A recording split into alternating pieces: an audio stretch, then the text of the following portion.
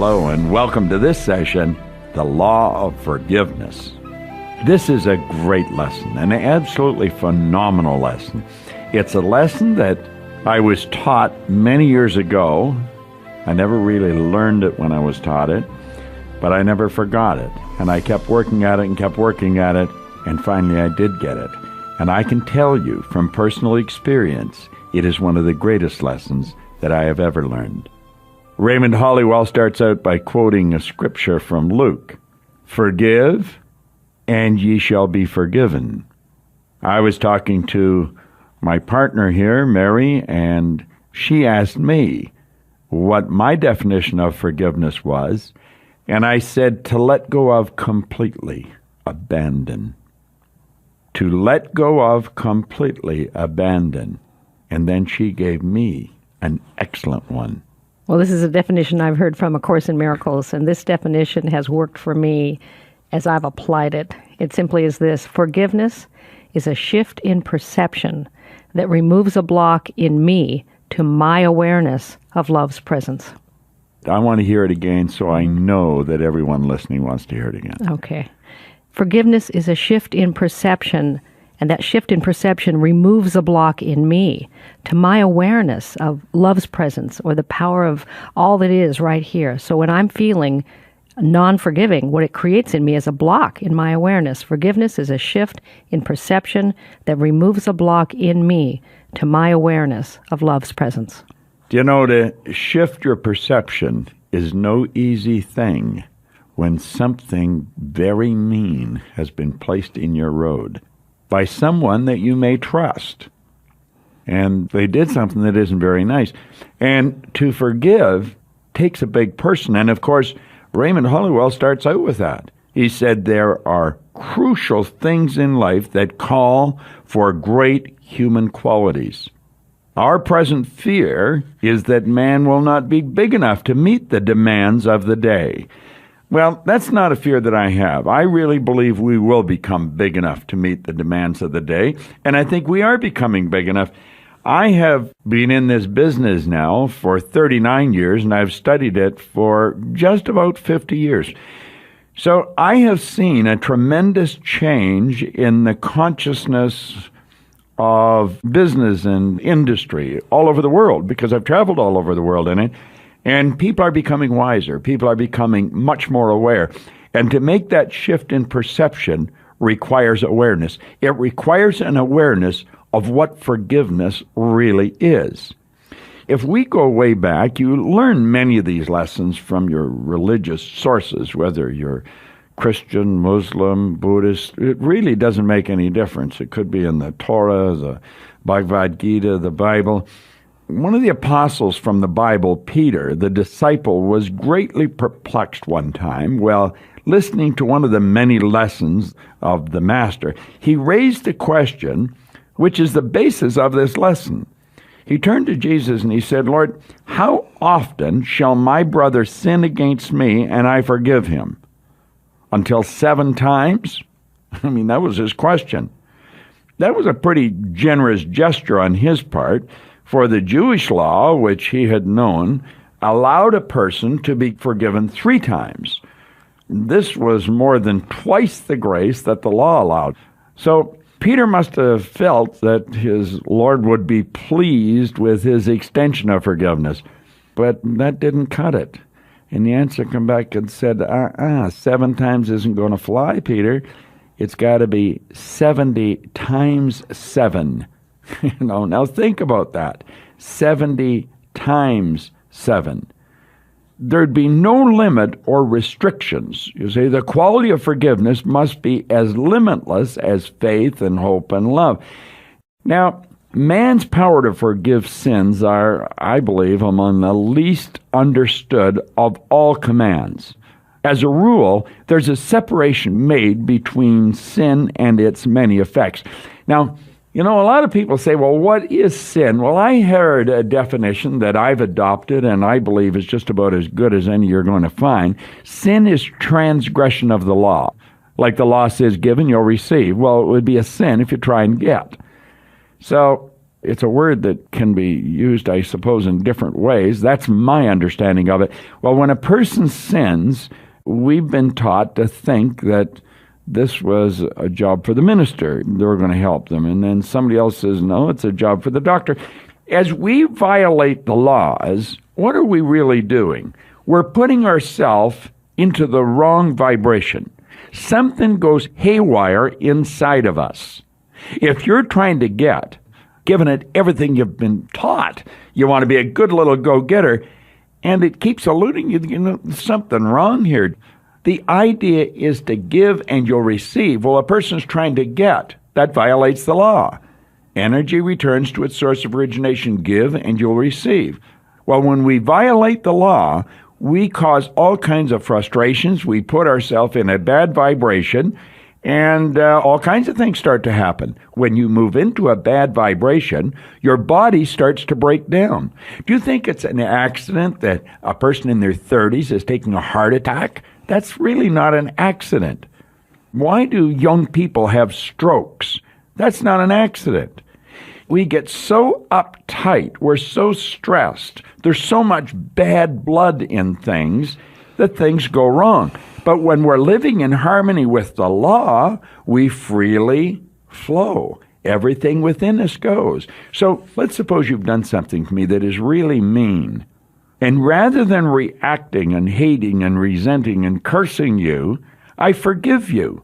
Now, I was saying that the definition to abandon, to let go of completely. I just let it go. I do not spend any time thinking about it. And I go on thinking about my goals and the good that I can do and what I can give. I'm going to be in a great vibration. But let's suppose I put up a fight and I go around and I resent you. I can't stand you. And I'm building hate and it's growing inside of me. What kind of a vibration I'm in? You can be out having a great time and I can be getting sick. Why? It's not because of what you did to me. It's how I'm reacting to what you did to me. We've got to learn how to work with these laws, and we've got to learn how to forgive, to let go. I think there's two emotions that are probably about as dangerous and as damaging as any that you'll come across. One is guilt, and the other is resentment. We've got to learn to forgive ourselves. If you've done something wrong in the past, you probably did the only thing you could do with the consciousness you had. Let it go. Forgive yourself. If someone else has done something wrong, don't resent them. Let it go. Forgive them. And you're putting beautiful energy in your mind then. You're free to think great thoughts, and you can keep on moving in the right direction. Forgiveness is not something that benefits the other person. Forgiveness benefits you. You're the recipient of the good when you forgive. Think about it. It'll soon fall into place. I know when I first became aware of this, I thought, yeah, I never thought of it that way. For me, this is one of the most important laws because it puts us in harmony with the great good in the universe. Non-forgiveness blocks our awareness of the good that is ever seeking to express itself in our thinking, our actions, and our experience. The Buddha said that to not forgive, to hold resentment, is like picking up a hot coal, all the while intending to throw that hot coal at the recipiency of your frustration, your anger, your resentment. But nevertheless, when we hold that coal, the person who gets most burned is us. Someone else once said that non-forgiveness is like every day as we hold resentment, taking a little bit of poison, but intending the other person is going to be the one to die. So this is a shift in perception that we're talking about now that really puts us in a whole new state of mindedness. And remember that the originating place of all our experience is the mind. So why then would this teacher that we're talking about say to us 70 times 7? And I can tell you this, that no matter what tradition you are or what philosophy you ascribe to, if you look at the core of it, you will find somewhere in the tenets the idea of learning the power of forgiveness. So why 70 times 7? Because it's the same thing as brushing our teeth or taking a shower, that there is a cleansing in the mental field that forgiveness does. It cleanses misperceptions. It puts us in a higher vibration. And from the vibration we're holding issues all the matters of life. I had a friend once, I think you were friends with him too, Bob, Jack Boland. Yes. And he used to say, when I was young, there were certain people who were simply not safe to walk down the streets of my mind because I would attack them. And I bet that some of us right now have some people in our history or maybe in our current experience who are not safe to walk down the streets of our mind. That as soon as we think of their name, as soon as we think of what happened in our relationship with them, we can feel a contraction in our energy. We feel perhaps even some heat on our neck. Hollowell says scientists accept the truth that the body of man is moved by the mind and all its functionings are governed by a ruling thought, whether that thought is subjective or objective, whether it's conscious or unconscious. So when you've made a mistake or I've made a mistake or someone in your relationship life, whether it's business or personal, has made a mistake, we form a perception about that mistake. Now, it doesn't mean that we want to invite that experience back in our lives when we forgive it. It just means we remove our charge on that experience. You and I charge every experience with an opinion, and we decide this is good or this is not good. And when we claim that it is not good, we have simply removed ourselves from the opportunity to transform that experience, claim it's good, use that good as a lever for our ever upward movement in the spiral of becoming. So when we remove the negative charge from our opinion on an experience we've had, we experience this shift in perception. And the good that is ever present in this life experience itself can make itself known to us. Raymond Hollowell asked an important question. Who can tell what the law is? That is a real good question, because if a person is not reasonably well read, the law wouldn't make any sense to them at all. We're born into a physical body. We correspond with the material world. We're programmed to live through our physical senses. Our senses are given to us so we can correspond and communicate with the material world. By our senses, I mean you can see, hear, smell, taste, touch. Well, that puts you in touch with your outside world. We're taught very little about our higher faculties and virtually nothing about the law. Now, anyone who studies man, the human being, as both a mental and a physical being, can understand the law. But if we're not studying and really understanding the true personality, like we're truly a triune being, we live simultaneously on three planes of understanding. But if a person doesn't understand that, trying to digest this concept of the law is not going to be an easy thing to do. It's going to seem like a theory of some religious creature that lived many moons ago. But if you study into it and you really take a look at the structure of the human personality, then it starts to make sense. If we try to learn the law by studying the physical actions or the result of sin alone, you're not going to learn it. It would lead to nowhere. Keep in mind, when we talk about sin, it's a violation of the law. When you violate the law, you pay a price. See, the individual that does not grasp this would be running around in circles, and it would be useless and futile for them to try and grasp it. Now, if we go deeper and study the causes which prompted this kind of behavior we're referring to as sin, you're going to get results. But we've got to analyze a case and search for some harbored, hidden, forgotten shock or condition that would have caused the illness. So let's suppose we're involved in the healing arts, and all we understand is the physical. We don't understand anything beyond the physical. Well, you're going to be trying to correct something in the body by treating the body. I'm not saying you shouldn't do that, but I do say that you're treating a symptom. You're not treating the cause of the problem at all. Now, there was a doctor who I have gained just tremendous insight from, Dr. Thurman Fleet, who lived back around 1935. He was very involved in the healing arts, and he said, if we're just treating the body, we're treating symptoms. If we're going to treat the cause of the problems, we've got to go beyond that. We have all kinds of psychology, psychiatry, behavioral scientists trying to figure out why people do things. And so we're looking at behavior all the time and trying to change the behavior. We say the behavior causes the result. Well, the behavior does cause the result, but I think what we have to ask is what causes the behavior? We've got to go to the primary cause of the problem, and that's where you get inside. And unless we get inside, we're going to be lost. A noted physician talking before a group of other medical people on the very subject of thought being the source of disease, was recorded as having said in his concluding remarks, "Abnormal tumors and cancers are due to a long period of suppressed grief and anxiety. Another way of saying that such diseases are due to a lot of sinful thoughts getting bottled up and suppressed within the mind." Now, if a person happens to be ill, they're going to have a very difficult time accepting that. And if they don't accept it, they're going to have a difficult time changing it. We've got to understand it. I remember reading in a book, I think it was on page 367, in a book, 3 Magic Words by U.S. Anderson, and he talked about cancer being caused by suppression.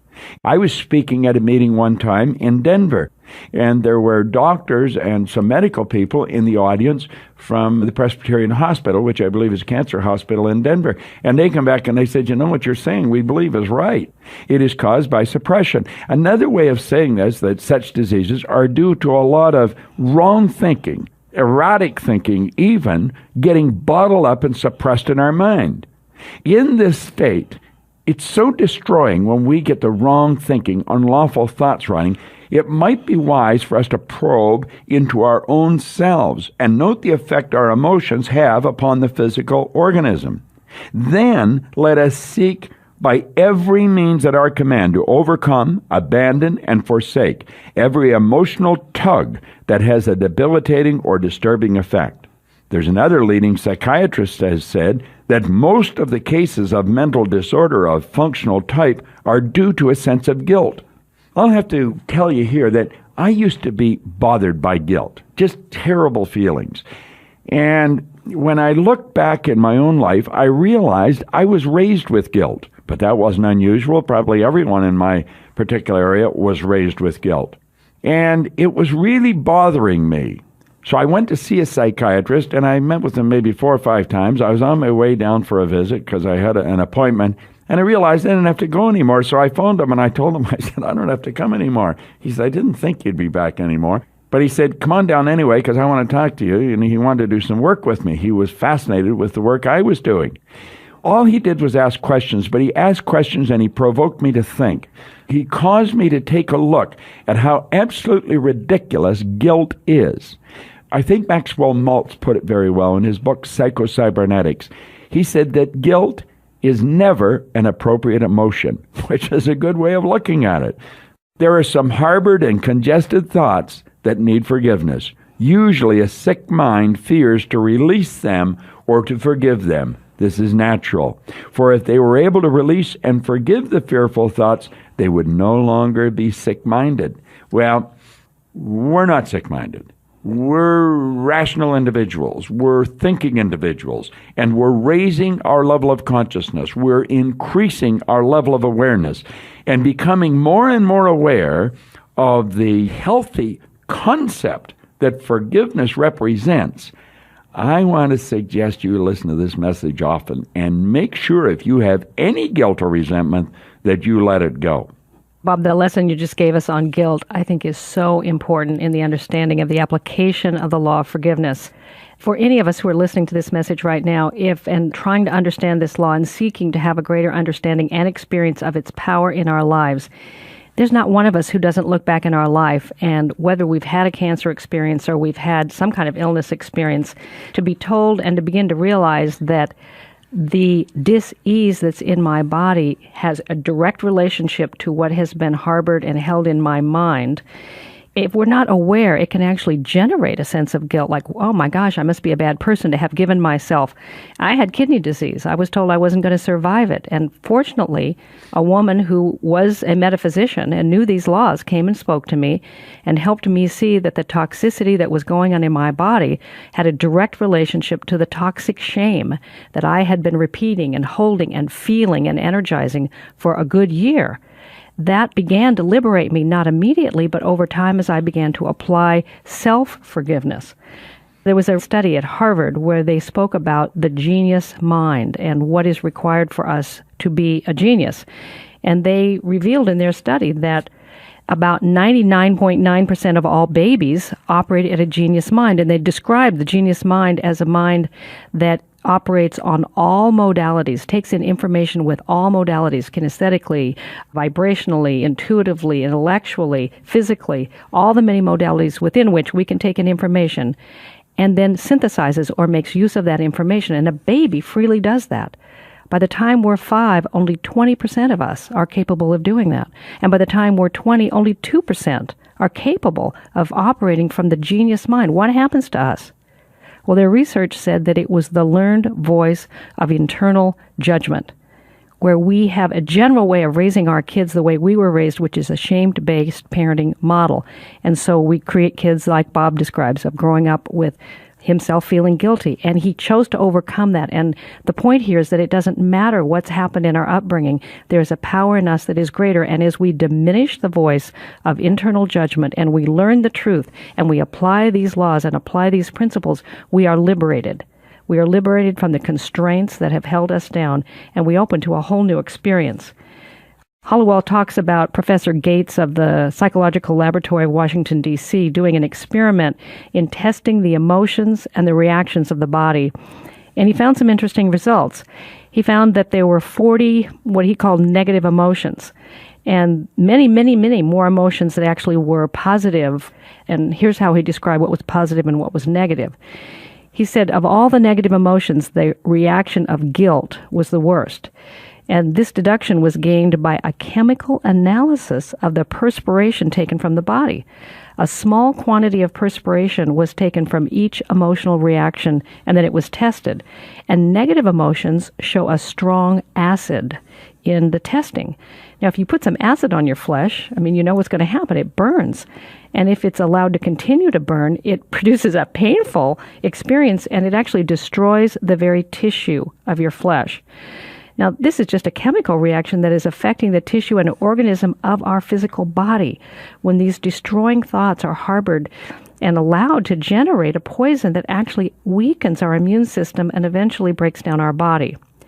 We've heard the phrase, he's burning mad, or got a hot temper, or they're cold as steel. That we say these things because deep down we really know that there is a physical reaction to the thoughts that produce the emotions that we're holding. Bob and I both have a friend whose name is Cynthia Kersey, and she's a very, very successful woman and runs a terrific company called Unstoppable. And she told me once that in her divorcing process, she was so hurt by her former husband and so deeply, deeply wounded by the feelings of betrayal that she was harboring. And she got herself into therapy, and the particular therapist she was seeing after a while said to her that she thought Cynthia would really need to really feel her anger and really experience and allow herself to process through her anger, and that it would probably take her maybe 6 months to work out her anger.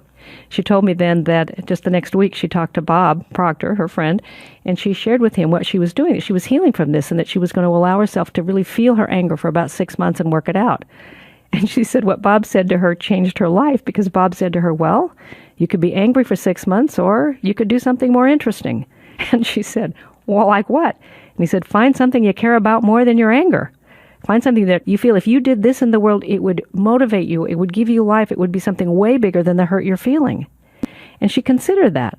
The next week she met Millard Fuller, who was the founder of Habitat for Humanity, and they were doing some work in Nepal. And Cynthia went to Nepal, and she saw that there were women there who, because of the vision of women in Nepal, no way to make their own homes, no way to, if they were divorced or if they were widowed, that their children, they were living on streets. And Cynthia got the idea to help gather her resources and get others to help her, and that she would make some homes for the women in Nepal. And she asked herself, how can I do this, and where will I find the resources? And she thought, okay, how many homes would I have to build that would be bigger than the hurt I'm feeling? And she heard inside herself 100 homes.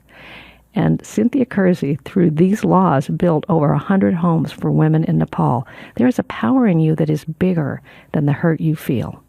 It's interesting you bring that story up. That was the first time I had talked to Cynthia Kersey. Really? I had known her before that. I'd talked to her on the phone, but I met her. And we met in the Marriott Hotel, LAX. I can still see us sitting there in the dining room and talking about that. She had to raise $200,000. Now, she not only raised the money, she got a group of people to go with her, and she went to Nepal, and she went between Christmas and New Year's. She was a changed woman when she came back from that. She did a tremendous amount of work with that organization. But what she really did was a tremendous amount of work with herself. And she's probably one of the happiest people I know. She's very relaxed within herself. She let it go, sitting there in that restaurant, just released it and let it go. And she started to laugh. It made so much sense. And she said it was so easy once she understood it. So if we can see this situation and use Cynthia as an example, what idea are you harboring? What kind of a negative concept are you permitting to rent space in your mind? Because I would evict it immediately if I were you. If you can look at it like a weed, weeds do not remove themselves in time. They really don't. We think, well, if we leave it there long enough. No, if you leave it there long enough, it is not going to go away. It didn't get there by accident. It's not going to leave by accident. Instead, the weeds are going to increase and grow stronger until they choke out the flower. Well, the same is true of any wrong weed thoughts. Earl Nightingale brought that up very beautifully in his recording, The Strangest Secret. He said, the mind is like a garden, and he said it's many times more fertile than the garden. He said, you can plant corn, a sweet food, or nightshade, a deadly poison. One will grow with just as great an abundance as the other. They can be planted side by side, and one will grow just the same as the other. Well, in the garden of our memory, they must be plucked out, cast out, and destroyed so that the only flowers are healthy, happy thoughts that grow in here.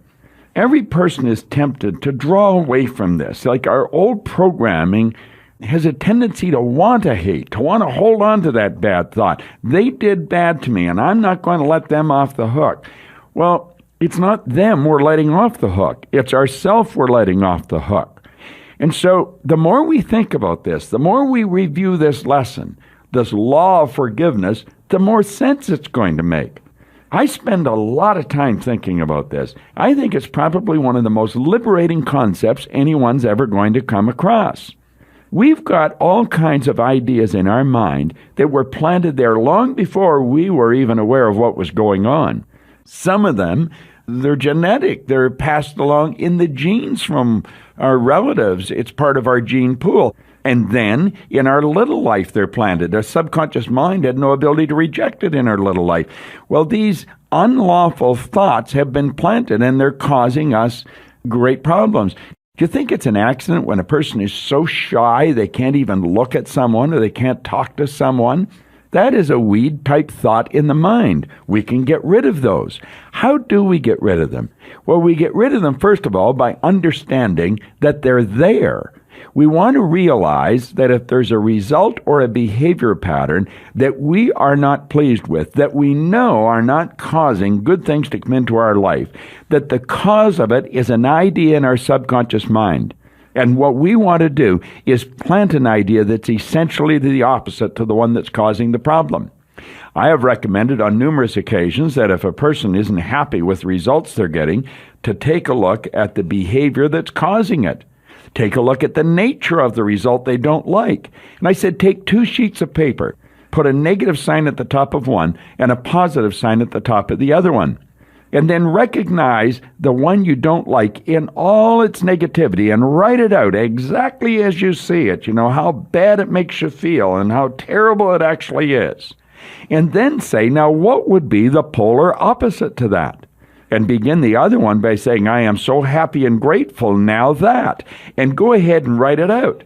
If there's disease in your body that you've described on the negative side, I'm so happy and grateful now that every fiber of my being is vibrating in perfect harmony with God's laws. My body's getting happier and healthier and stronger every second of every day. Write that on the positive one.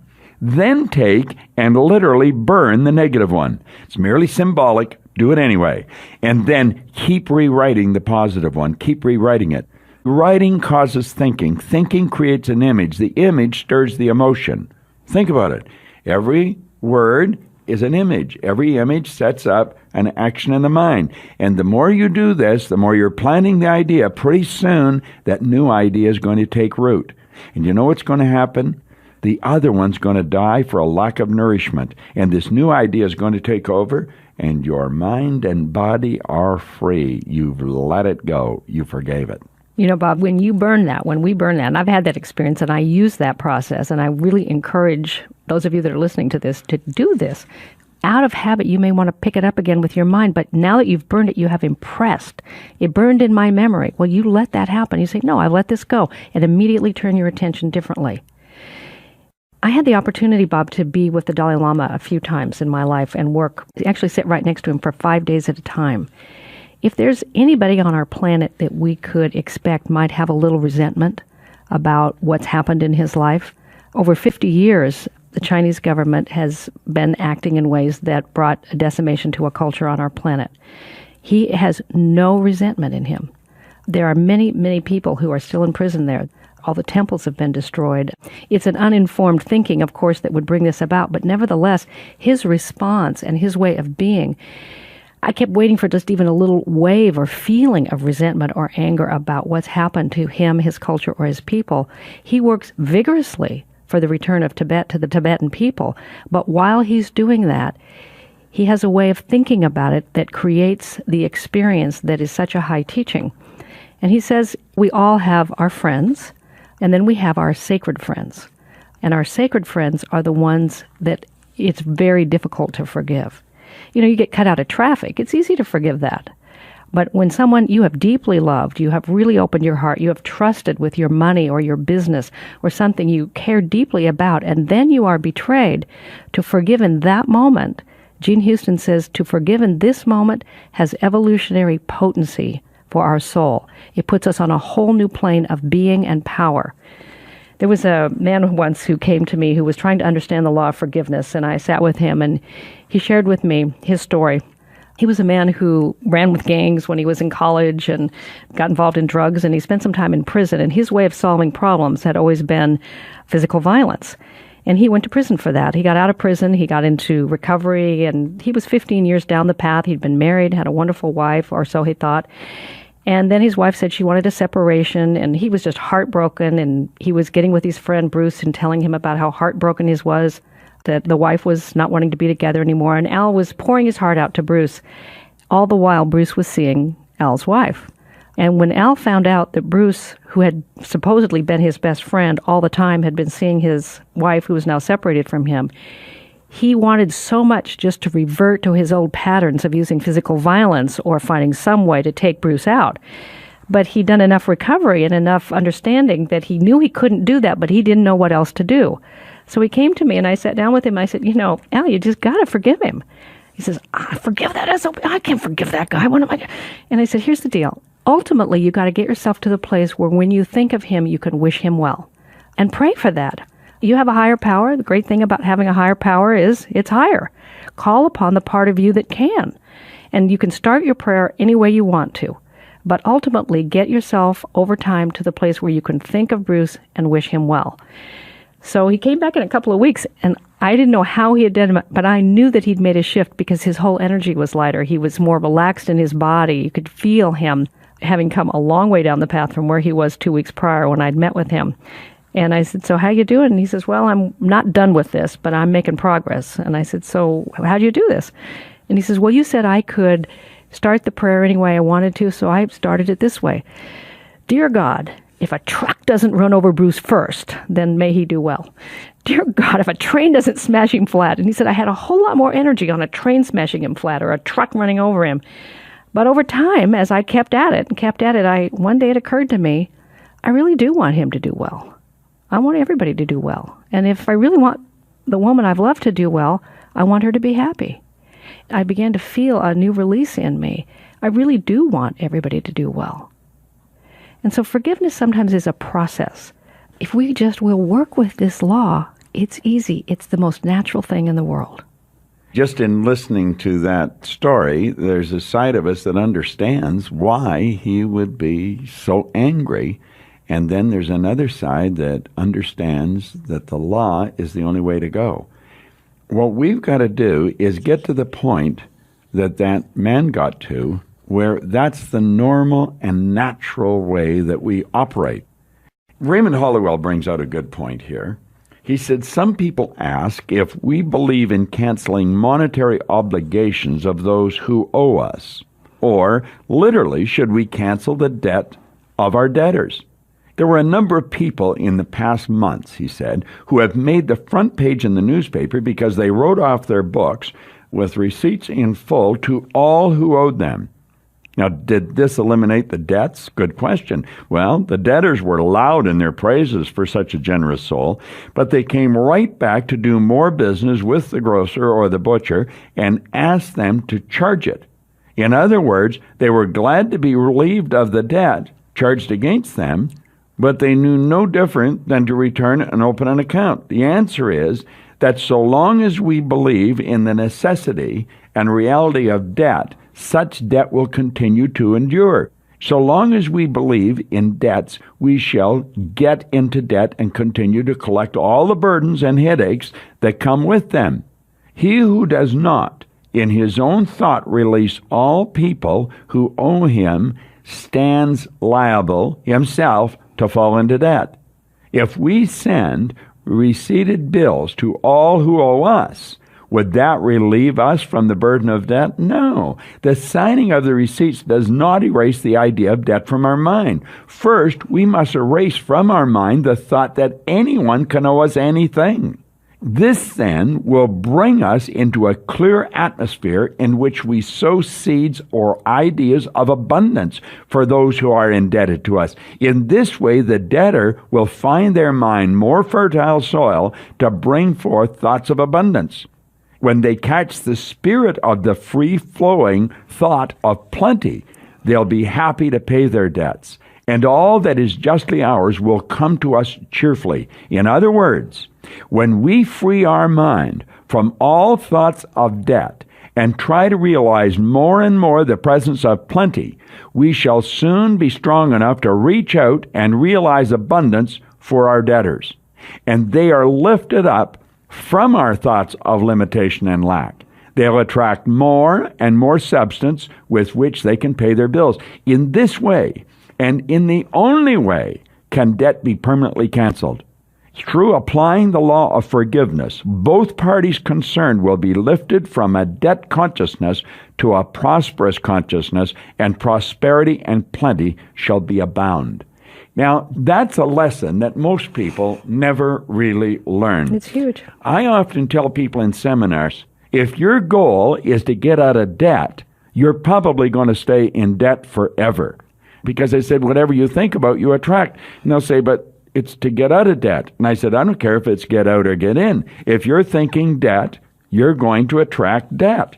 We've got to get rid of the idea of debt and see only abundance. We're living in an abundant universe. There's an infinite source of supply. We've got to see all the good that we want and know that it's flowing freely to us.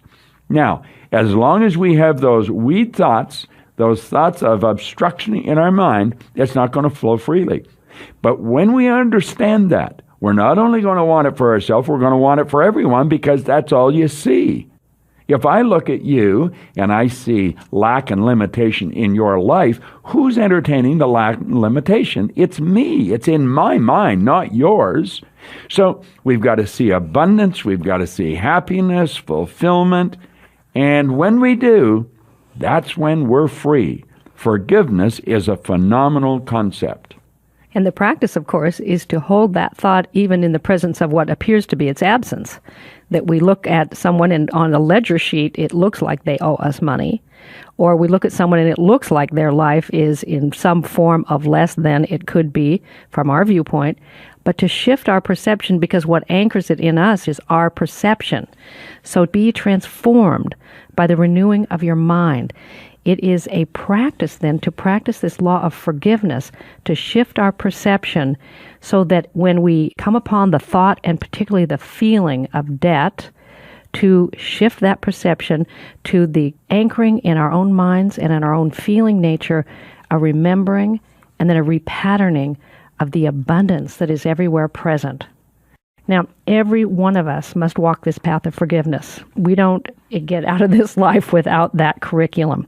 And I actually believe that this idea of forgiveness in the presence of betrayal has evolutionary potency for our soul.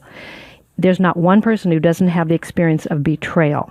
It's only its size or magnitude. Whether you feel that your body betrayed you because you had an illness, and before you understand that you're a co-participant in your own wellness, if you feel like a business partner cheated you, if you feel like someone you loved hurt you, it doesn't matter what form or face it brings. It is the curriculum of becoming, the unveiling of the power and the authority that indwells every one of us. And step by step, stage by stage, in our awareness and our understanding and our growth and our becoming, the employment of the practice of forgiveness, not once, not thrice, not 7 times, 70 times 7. It's a way of being, where every single day we look at, where am I out of alignment with my own thinking that would create a constriction in my feeling? And any place we are not at ease, we know that we have thought wrongly. But we can choose again. I actually believe we are wired in such a way that when we are in harmony with the law of being or the law of life, we actually feel better. We feel more alive. We feel more creative. And we can pay attention to that, let it be a compass, and let it guide us. I'm going to close this session with a story with an example my husband gave me. He said, when you're standing by the fire, you can get really burned. But if you pay attention and an ash comes out and it lands on your jacket, flick it off right away, and it won't burn your jacket at all. So thoughts of discord are all around. But the moment you notice them, flick them off and go back to thoughts of good. This is Mary Morrissey. And this is Bob Proctor. Thank you.